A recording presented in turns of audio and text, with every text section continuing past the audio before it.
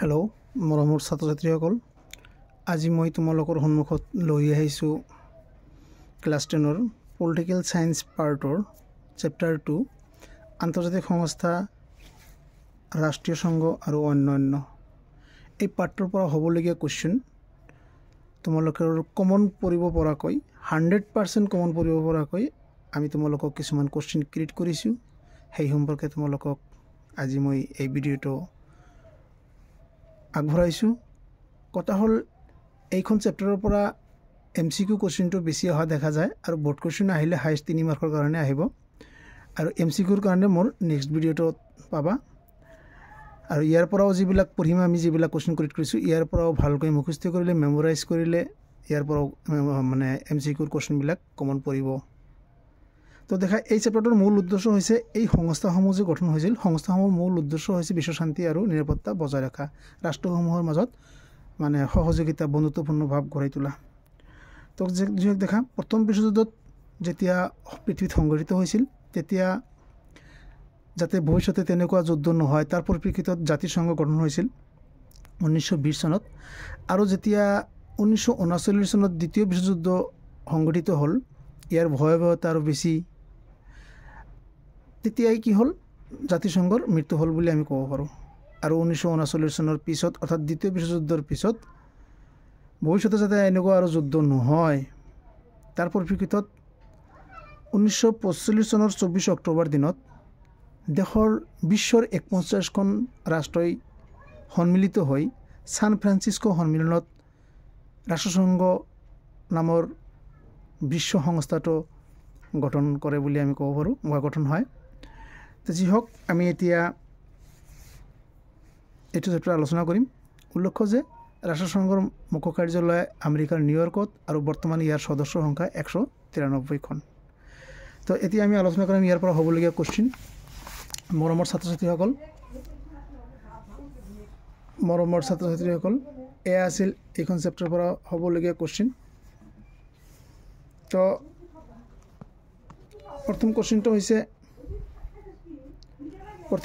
হৈছে আন্তঃৰাষ্ট্ৰীয় ৰাষ্ট্ৰসংঘ কেতিয়া স্থাপিত হৈছিল, ইয়াৰ মূল লক্ষ্যটো কি? 2020ত আহিছিল এইটো। উত্তৰ লিখিম, 1945 চনৰ 24 অক্টোবৰ তাৰিখে ৰাষ্ট্ৰসংঘ স্থাপিত হৈছিল। ইয়াৰ মূল উদ্দেশ্য বা লক্ষ্য হ'ল আন্তঃৰাষ্ট্ৰীয় শান্তি আৰু নিৰাপত্তা বজাই ৰখা। 2 নম্বৰ কুৱেশ্যন, ভাৰতবৰ্ষৰ ৰাষ্ট্ৰীয় মানৱ অধিকাৰ আয়োগৰ গঠন আৰু কাৰ্যাৱলী চমুকৈ বৰ্ণনা কৰা। এইটো 2020ত আহিছিল। এনচাৰ লিখিম, ভাৰতবৰ্ষত 1993 চনৰ 28 ছেপ্টেম্বৰ তাৰিখে ৰাষ্ট্ৰপতিয়ে এখন অধ্যাদেশ জাৰি কৰে আৰু সেই মৰ্মে 1993 চনৰ 12 অক্টোবৰ তাৰিখে ৰাষ্ট্ৰীয় মানৱ অধিকাৰ আয়োগ গঠন হয়। ইয়াৰ কাৰ্যাৱলী, নম্বৰ 1, ভাৰতবৰ্ষৰ ৰাষ্ট্ৰীয় মানৱ অধিকাৰ আয়োগে ভাৰতবৰ্ষত মানৱ অধিকাৰ উলংঘনৰ সকলো দিশ পৰ্যালোচনা কৰে। নম্বৰ 2, পৰ্যালোচনাৰ পিছত বিহিত ব্যৱস্থা ল'বৰ বাবে চৰকাৰৰ ওপৰত প্ৰতিবেদন দাখিল কৰে। নম্বৰ 3, চৰকাৰে এনেধৰণৰ বিহিত ব্যৱস্থা লয় সেই সম্পৰ্কেও চৰকাৰে কেনেধৰণৰ বিহিত ব্যৱস্থা লয় সেই সম্পৰ্কেও ভাৰতবৰ্ষৰ ৰাষ্ট্ৰীয় মানৱ অধিকাৰ আয়োগে অত্যন্ত প্ৰহৰী ভূমিকা পালন কৰে বা চোকা দৃষ্টি ৰাখে। নেক্সট কুৱেশ্যন, ৰাষ্ট্ৰসংঘৰ সচিব প্ৰধানজনক কিদৰে নিয়োগ কৰা হয়? ৰাষ্ট্ৰসংঘৰ প্ৰথম সচিব প্ৰধানজন কোন আছিল? এইটো 2020ত আহিছিল। তো কথা হ'ল, এনচাৰ লিখিম আমি এনেকৈ, ৰাষ্ট্ৰসংঘৰ চনদৰ 97 নম্বৰ অনুচ্ছেদ মতে নিৰাপত্তা পৰিষদৰ অনুমোদন ক্ৰমে সাধাৰণ সভাই সচিব প্ৰধানক নিয়োগ কৰে। এই ক্ষেত্ৰত নিৰাপত্তা পৰিষদৰ স্থায়ী সদস্য ৰাষ্ট্ৰৰ ভূমিকা গুৰুত্বপূৰ্ণ। কুৱেশ্যনৰ নেক্সট পাৰ্টটো হৈছে, এনচাৰটো লিখিম এনেকৈ,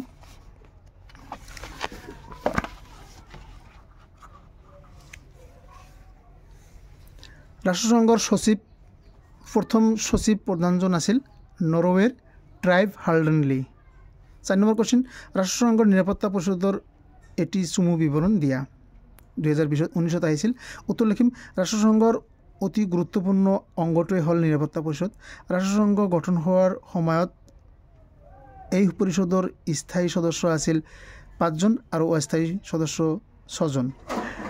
1963 চনত ৰাষ্ট্ৰসংঘৰ চনদৰ 23 নম্বৰ অনুচ্ছেদৰ সংশোধন কৰি অস্থায়ী সদস্য সংখ্যা 10জনলৈ বৃদ্ধি কৰা হয়। নিৰাপত্তা পৰিষদৰ অস্থায়ী সদস্যসকলক সাধাৰণ সভাই নিৰ্বাচন কৰে।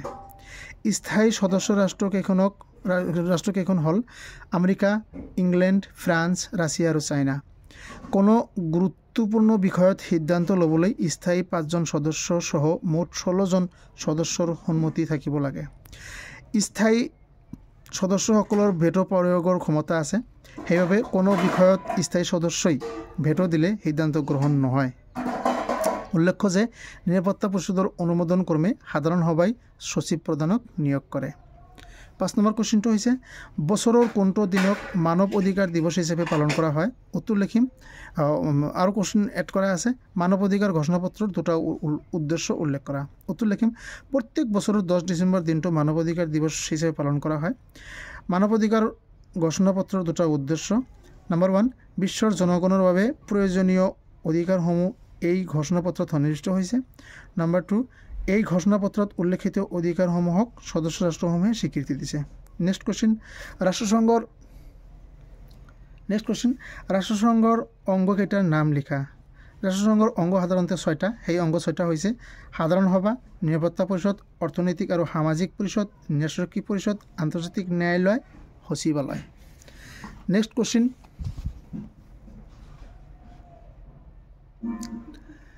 কুৱেশ্যনটো হৈছে ৰাষ্ট্ৰসংঘৰ 3টা উদ্দেশ্য আৰু 3টা নীতি উল্লেখ কৰা। উদ্দেশ্য নম্বৰ 1, আন্তঃৰাষ্ট্ৰীয় শান্তি আৰু নিৰাপত্তা বজাই ৰখা। নম্বৰ 2, সমান অধিকাৰ আৰু আত্মনিয়ন্ত্ৰণৰ ভিত্তিত দেশসমূহৰ মাজত বন্ধুত্বপূৰ্ণ সম্পৰ্ক প্ৰতিষ্ঠা কৰা। নম্বৰ 3, আন্তঃৰাষ্ট্ৰীয় সহযোগিতাৰ ভিত্তিত অৰ্থনৈতিক, সামাজিক আৰু সাংস্কৃতিক সমস্যাসমূহ সমাধান কৰা আৰু প্ৰত্যেকজন ব্যক্তিয়ে যাতে মানৱ অধিকাৰ আৰু মৌলিক অধিকাৰ উপভোগ কৰিব পাৰে তাৰ ব্যৱস্থা কৰা। নীতি নম্বৰ 1, সকলো সদস্য ৰাষ্ট্ৰৰ সমান সাৰ্বভৌম নীতিৰ ভিত্তিত ৰাষ্ট্ৰসংঘ প্ৰতিষ্ঠা হ'ব। নম্বৰ 2, ৰাষ্ট্ৰসংঘৰ নীতি নিয়ম মানি সকলো সদস্য ৰাষ্ট্ৰই নিজে দায়িত্ব পালন কৰিব লাগিব। নম্বৰ 3, ৰাষ্ট্ৰসংঘই সদস্য ৰাষ্ট্ৰসমূহৰ আভ্যন্তৰীণ বিষয়ত হস্তক্ষেপ নকৰিব। নেক্সট কুৱেশ্যন 8 নম্বৰ, ৰাষ্ট্ৰসংঘৰ প্ৰধান অংগকেইটা কি লিখা। উত্তৰ লিখিম, ৰাষ্ট্ৰসংঘৰ প্ৰধান অংগ 6টা। সাধাৰণ সভা, নিৰাপত্তা পৰিষদ, অৰ্থনৈতিক আৰু সামাজিক পৰিষদ, ন্যায়িক পৰিষদ, আন্তৰ্জাতিক ন্যায়ালয়, সচিবালয়।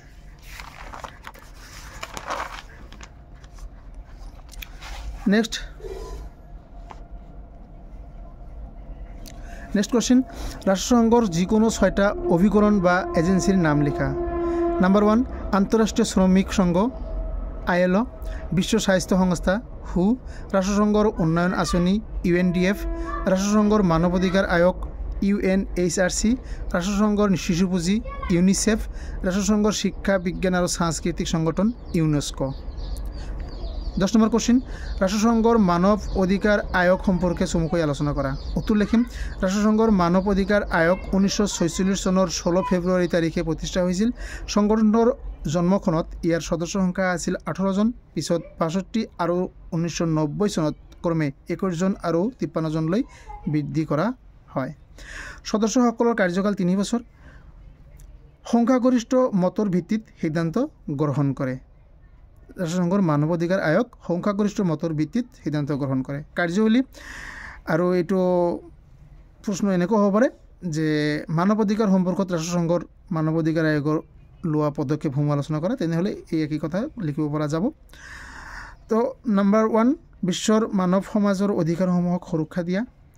নম্বৰ 2, নম্বৰ 2, এই আয়োগে মানৱ অধিকাৰ উলংঘা সম্পৰ্কীয় অভিযোগ গ্ৰহণ কৰে। নম্বৰ 3, অভিযোগৰ ওপৰত সংশ্লিষ্ট চৰকাৰৰ পৰা প্ৰতিবেদন বিচাৰে। 11 নম্বৰ কুৱেশ্যনটো হৈছে ৰাষ্ট্ৰসংঘৰ মানৱ অধিকাৰ আয়োগ কেতিয়া আৰু কি উদ্দেশ্যে গঠন হৈছিল, ইয়াৰ ভূমিকা বা কাৰ্য লিখা। গঠন সম্পৰ্কে লিখিম 1946 চনৰ 16 ফেব্ৰুৱাৰী।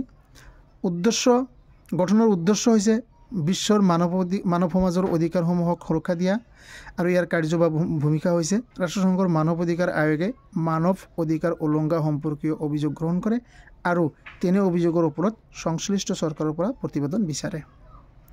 3 মাৰ্ক আৰামছে পোৱা যাব। ইয়াত এই চেপ্টাৰৰ পৰা 3 মাৰ্কৰ ওপৰত কুৱেশ্যন আহিবই, শ্বৰ্ট কুৱেশ্যন আহিব আৰু হাইষ্ট আহিলে 3 মাৰ্কৰ কুৱেশ্যন আহিব। 12 নম্বৰ কুৱেশ্যন, যিকোনো 3টা আন্তৰ্জাতিক অনুষ্ঠানৰ নাম আৰু অৱস্থান উল্লেখ কৰা।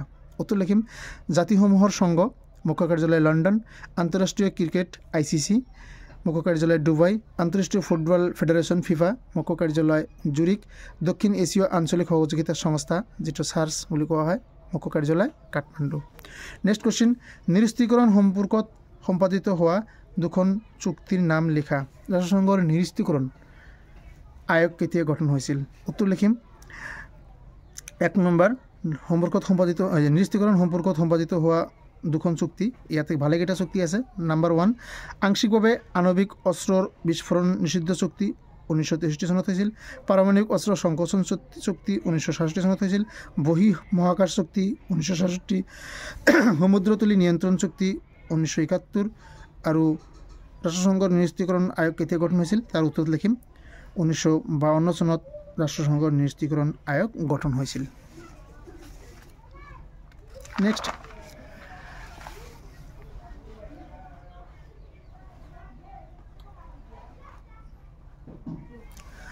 বিশ্ব শান্তিৰ বাবে ৰাষ্ট্ৰসংঘই লোৱা পদক্ষেপসমূহ আলোচনা কৰা। উত্তৰ লিখিম পৃথিৱীত ভয়াৱহ দ্বিতীয় বিশ্বযুদ্ধ সংঘটিত হৈ যোৱাৰ পিছত ভৱিষ্যতে যাতে আৰু ভয়াৱহ যুদ্ধ সংঘটিত নহয় তাৰ প্ৰতি লক্ষ্য ৰাখি 1945 চনৰ 24 অক্টোবৰ দিনা ৰাষ্ট্ৰসংঘৰ নামৰ শীৰ্ষক অনুষ্ঠানটোৰ জন্ম হয়, যাৰ মূল উদ্দেশ্য হৈছে আন্তঃৰাষ্ট্ৰীয় শান্তি আৰু নিৰাপত্তা বজাই ৰখা। পেৰাগ্ৰাফ কৰিম, বিশ্ব শান্তি বজাই ৰখাৰ কাৰণে ৰাষ্ট্ৰসংঘই 1952 চনত নিৰস্ত্ৰীকৰণ আয়োগ গঠন কৰে, যাৰ কিছুমান চুক্তি হ'ল আগৰ পৃষ্ঠত যে পঢ়ি আহিলোঁ সেইবিলাক লিখিলেই হ'ব। নেক্সট পেৰাগ্ৰাফ, বিশ্বত শান্তিৰ বাতাবৰণ বজাই ৰখাত ৰাষ্ট্ৰসংঘৰ ভূমিকা নিশ্চয়কৈ আশাপ্ৰদ আৰু ইতিবাচক। 15 নম্বৰ কুৱেশ্যন, ৰাষ্ট্ৰসংঘৰ জন্মৰ বিষয়ে লিখা। এনচাৰ লিখিম 1914 চনত সংঘটিত হোৱা প্ৰথম বিশ্বযুদ্ধৰ পিছত বিশ্বত শান্তি স্থাপন আৰু যুদ্ধক চিৰদিনৰ বাবে বিদায় দিয়াৰ অৰ্থে গঠিত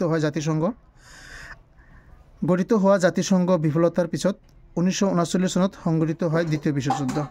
দ্বিতীয় বিশ্বযুদ্ধৰ ভয়াৱহতা আৰু ধ্বংসলীলাৰ বাবেই পুনৰ চিন্তা কৰা হ'ল আন এখন বিশ্ব সংস্থা গঠনৰ কথা।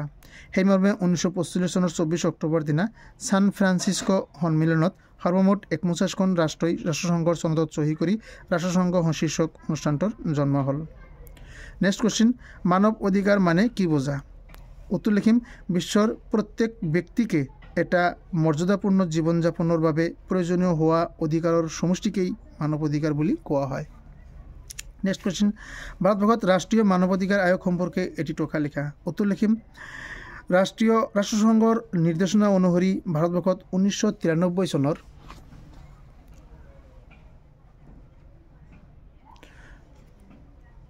22 অক্টোবৰ তাৰিখে ভাৰতবৰ্ষৰ ৰাষ্ট্ৰীয় মানৱ অধিকাৰ আয়োগ গঠন কৰা হয়। পেৰাগ্ৰাফ কৰিম, ভাৰতবৰ্ষৰ ৰাষ্ট্ৰীয় মানৱ অধিকাৰ আয়োগৰ সদস্যসকলক ৰাষ্ট্ৰপতিয়ে 5 বছৰৰ বাবে নিযুক্তি দিয়ে। সদস্যসকল তলত দিয়া ধৰণৰ উচ্চতম ন্যায়ালয়ৰ প্ৰাক্তন মুখ্য ন্যায়াধীশ সভাপতি হিচাপে থাকিব। আন সদস্যসমূহ যেনে উচ্চতম ন্যায়ালয়ৰ ন্যায়াধীশ নাইবা প্ৰাক্তন ন্যায়াধীশ এজন, উচ্চ ন্যায়ালয়ৰ ন্যায়াধীশ নাইবা প্ৰাক্তন ন্যায়াধীশ এজন, মানৱ অধিকাৰ সম্পৰ্কে জ্ঞান থকা ব্যক্তি 2জন, ৰাষ্ট্ৰীয় সংখ্যালঘু আয়োগৰ সভাপতি সদস্য হিচাপে থাকিব। অনুসূচিত জাতি আৰু জনজাতি ৰাষ্ট্ৰীয় আয়োগৰ সভাপতি সদস্য, মহিলা ৰাষ্ট্ৰীয় আয়োগৰ সভাপতি সদস্য। এতিয়া কাৰ্য হিচাপে যদি ক'ব পাৰোঁ কিছুমান এটা পেৰাগ্ৰাফ, ভাৰতবৰ্ষত মানৱ অধিকাৰ উলংঘনৰ সকলো দিশ পৰ্যালোচনা কৰি তাৰ পিছত তাৰ বিহিত ব্যৱস্থাৰ বাবে চৰকাৰৰ ওচৰত প্ৰতিবেদন দাখিল কৰে আৰু এই বিষয়ত চোকা দৃষ্টি ৰাখে। নেক্সট কুৱেশ্যন, আগৰ কুৱেশ্যনটো এটা ছাত্ৰই মোক ফোন কৰি ৰিকুৱেষ্ট কৰিছিল যে ছাৰ সহজকৈ বনাই দিয়ক, সেইকাৰণে মই সহজকৈ বনাই দিছোঁ। নেক্সট কুৱেশ্যন, মানৱ অধিকাৰ সম্পৰ্কত ৰাষ্ট্ৰীয় সংঘই লোৱা পদক্ষেপসমূহ আলোচনা কৰা। উত্তৰ, ৰাষ্ট্ৰসংঘৰ মানৱ অধিকাৰ আয়োগ 1946 চনৰ 16 ফেব্ৰুৱাৰীত প্ৰতিষ্ঠা হৈছিল। মানৱ অধিকাৰ সম্পৰ্কে ৰাষ্ট্ৰসংঘই লোৱা পদক্ষেপসমূহ: নাম্বাৰ 1, বিশ্বৰ মানৱ সমাজৰ অধিকাৰসমূহক সুৰক্ষা দিবলৈ ৰাষ্ট্ৰসংঘই ৰাষ্ট্ৰীয় মানৱ অধিকাৰ আয়োগ নামৰ স্থায়ী সংগঠনৰ জন্ম দিয়ে। নাম্বাৰ 2, এই আয়োগে মানৱ অধিকাৰ উলংঘা সম্পৰ্কীয় সকলো অভিযোগ গ্ৰহণ কৰে। নাম্বাৰ 3, অভিযোগৰ ওপৰত ৰাষ্ট্ৰ মানৱ অধিকাৰ আয়োগে সংশ্লিষ্ট চৰকাৰৰ পৰা প্ৰতিবেদন বিচাৰে। নাম্বাৰ 3, সংখ্যাগৰিষ্ঠ মতৰ ভিত্তিত সিদ্ধান্ত গ্ৰহণ কৰে ইত্যাদি। থেংক ইউ মৰমৰ ছাত্ৰ ছাত্ৰীসকল। পৰৱৰ্তী MCQ কুৱেশ্যন তোমালোকে নেক্সট ভিডিঅ'ত পাবা আৰু মোৰ লগত থাকিবলৈ লাইভটো চেনেলটো লাইক ছাবস্ক্ৰাইব বেল আইকনটো ক্লিক কৰিবা। Thank U.